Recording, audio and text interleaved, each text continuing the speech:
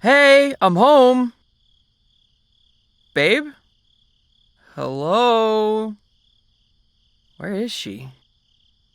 Alright, let me just take off my shoes and I'll take a look around. Is she in the kitchen? Nope. Maybe here? Boo! Huh. Not the living room either. Yeah, I'm starting to get a little concerned. Alright, the office. Hello? Oh, hey, there you are. What are you doing? Oh no, you look stressed. What's wrong? Work was fine. You don't have to worry about that. What's stressing you out? The books? What books? Oh, the D&D books. What are you doing with those? Trying to make your character? Babe, the campaign doesn't start for like a week and a half. You don't have to be working on this now. You just wanted to get it done? Well, okay, but you've never played before, so you were trying to learn how to create a character and do it at the same time? Why not just wait for me to get home? You didn't want to stress me after work. Oh, babe, come on. You know all you had to do was ask and I would have done it for you.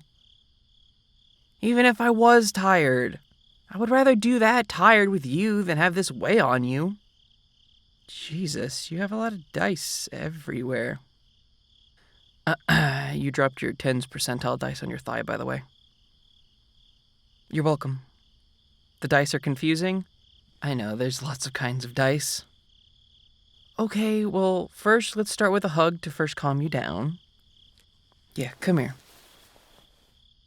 There we go. Calm down, babe. I'm here. It's all gonna be okay. You feeling a little better? No? More hugs?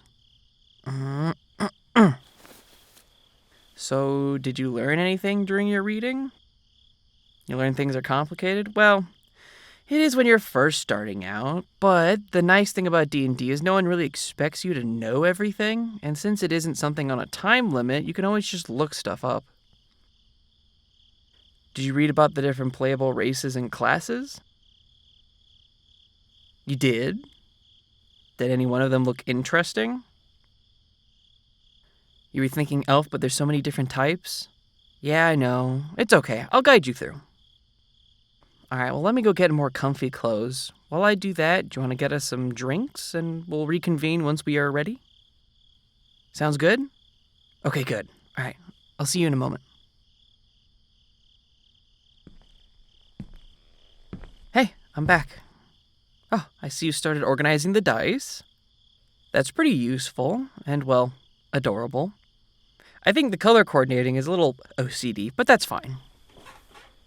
Okay, so you've got your books, your dice, your character sheet and pencil, a drink, and do you want a comfy blanket? No? You ready?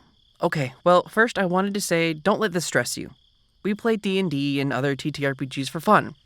Sure, there are rules just like anything else, but with TTRPGs, they get scooted around and sometimes end up being more guidelines than anything.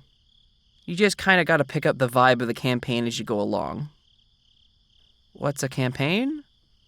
Oh yeah, I guess you don't know any of the jargon for TTRPGs.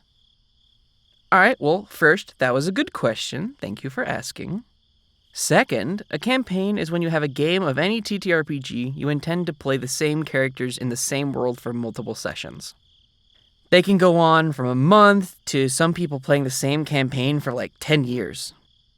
Although the latter not being super common. Why play for that long?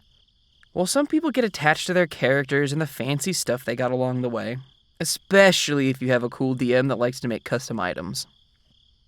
Oh right, DM is short for Dungeon Master. Most games have different terms for this, but the most common ones you'll hear are DM or GM. GM standing for Game Master.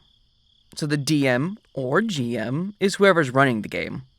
That person creates the story, plays all the NPCs, tell you what dice to roll, and whether or not you succeeded.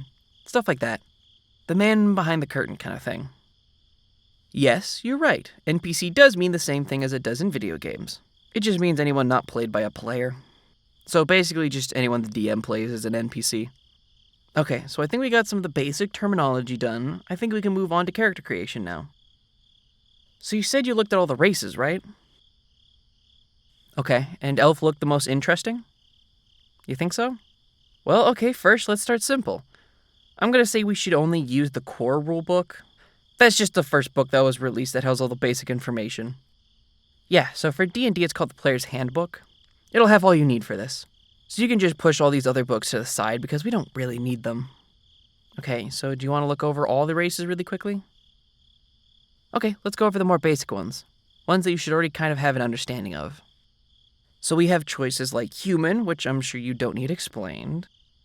Elves, you said you already looked into them, right? Well, I'll still go over them a little. If you read or watched anything fantasy in the last 20 years, you know what they are. They're a race of tall, magical, slender people with long ears who typically live out of town, and they live in nature. They're considered to be very beautiful, graceful, and a bit stuck up. And you can either be very short or very tall depending on what kind you are. High, wood, or dark elf. There are also dwarves. They're short but wide and live underground in mines. They like to drink, and they're very materialistic. They're pretty strong and either live in hills or mountains typically.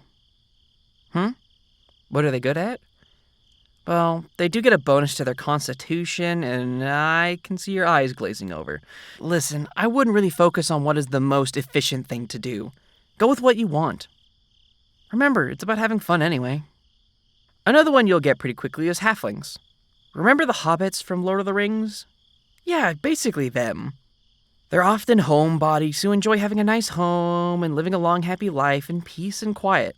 Some may call them boring, but I don't know, doesn't sound too bad eating large amounts of food and living in a nice house. Some like to travel in nomadic groups though, so if you want your background to be a traveler, you can do that. Now, the more unique ones are dragonborn. They're descendants of dragons and are big humanoids.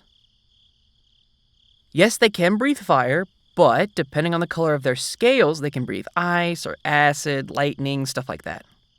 They're noble and often seek out magic.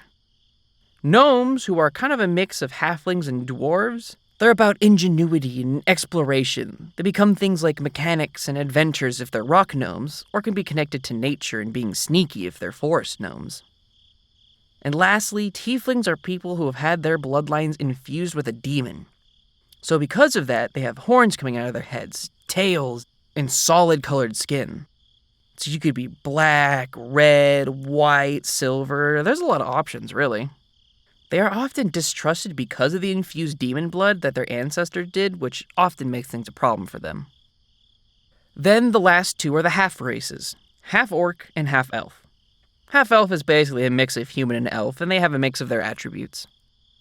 Now the half orc is part orc, which is a race of large tribal people, often green, but also come in other colors.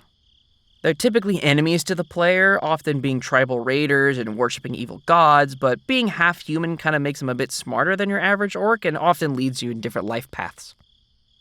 So, are you still thinking elf? Yeah? Okay, do you want to be a high elf who's very noble and often stuck up and smarter? A wood elf, which is connected to nature and are sneaky? Or a dark elf, known as a drow, which have black obsidian-colored skin and live underground in a bunch of tunnels and caves called the Underdark. They live there because they worshipped an evil god called Loth, and were banished from living above ground because of it. You're thinking high elf? Okay, so you'll have higher dexterity because you're an elf, and because you are specifically a high elf, you can also have more intelligence. Don't worry about the numbers being changed and stuff, I'll handle that. Alright, next is classes. So with classes, you have some different choices, and... Oh, you already know which one you want to play? You want to play a rogue? Okay, yeah, sure. No, it isn't a bad answer at all. I'm just a little shocked you knew what you wanted. Okay, an elf rogue it is. So that means you'll be able to do sneaking easier and stuff like backstabbing. Let me just write that stuff on your sheet really quick. Okay, here, see, right there. You can see where you can choose from an A item or a B item. Just go through that and pick A or B, and I'll write down on your sheet what you picked. Okay, a rapier. A short bow, and a burglar's peck. Cool, okay. Now look at this list of skills. So you're just going to pick 4 to be proficient at. It just means you're better at them, so when you roll, you get a bigger bonus. You just pick 4 of them. There really isn't any wrong answers, like I said earlier, so just go with what you want. Okay, you're done? Great. Okay, so now it's time to roll. You have to roll when you make your character. See here on your character sheet on the left, there's those little squares for your stats. You have strength, which is how strong you are. Dexterity, how graceful you are in your ability to move well. Constitution is your internal fortitude. Intelligence is your book smarts. Wisdom is your wit and street smarts. And charisma is your ability to speak. These stats can be from 1 to 20, 10 being the average person, and 20 being like demigod level. So what I need you to do is roll 66. Oh, yeah, so that just means roll 6 six-sided die.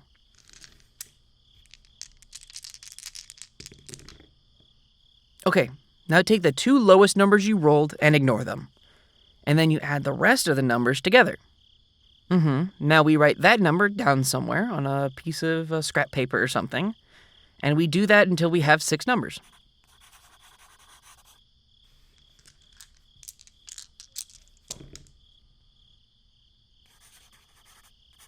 Alright, now that you have those numbers, you can pick which stats you want them to go into.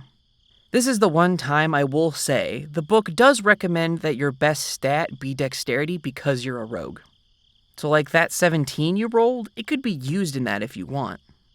Okay, now we write in the little circles below your stats, which is your modifier. That's easy, it's based on your stat number. So a 10 or 11 is a +0, a 12 and 13 is a +1, so on and so forth. Now we do your skills, which is easy. Each skill is marked with its associated stat, so you just take the modifier from that stat and just make that your skill number. If it's one you pick to be proficient in, you just add a +2 to that. Okay, now just for simplicity's sake, I'll just really quickly fill in some things for you and we'll be done. Armor class is that. Yep. Make sure your gold looks alright. Your items look good. Initiative. Yep. Okay, done. Now, I was thinking we could do a little bit of examples to teach you how to roll. Like a test roleplay. Why are you laughing? Come on, it isn't that funny. I'm just going to give you a small scenario and we'll walk you through the process of rolling. Ready? Okay, so you find yourself trying to get into a building. Right now you're on the outside of the building. And it's the dead of night, and no one is around. Okay, so you see a small hovel-like building. It's of a very simple construction, and it has a very simple door. You want to open the door? Okay, as you go to open the door, it doesn't open. It must be locked. You want to pick the lock? Okay, you do have thieves' tools because you are a rogue, and you're a proficient in them also because you're a rogue. So, you can roll 1d20. That's just one 20-sided die. Okay, so you roll a 15, and because you're proficient in thieves' tools, you get to add a +2 to that. So you got a 17. As you lean down and pull out your tools, you make quick and efficient work of the lock, and it pops open. The door opens, and you enter a small room. This room has an empty bed, a fireplace, and a small chest. You want to open the chest next? Okay. As you come over to it, you notice you don't see any normal locking mechanism. What does it have? Well, how about you roll your investigate? So another d20 and just add your investigate skill. Ooh, a 9. As you look over this strange box, you can't even vaguely understand how it opens. But what you do notice is you recognize the wood the box is made out of. It's a cheap wood that's commonly used in simple constructions.